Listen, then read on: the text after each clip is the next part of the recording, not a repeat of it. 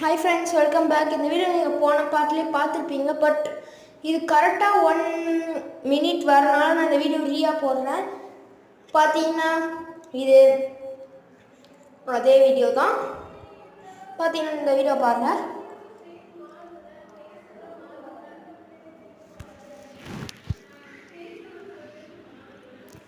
பார்த்தீங்கன்னா ஃப்ரெண்ட்ஸ், நமக்கு இன்னும் 4 பாயிண்ட் தேவை.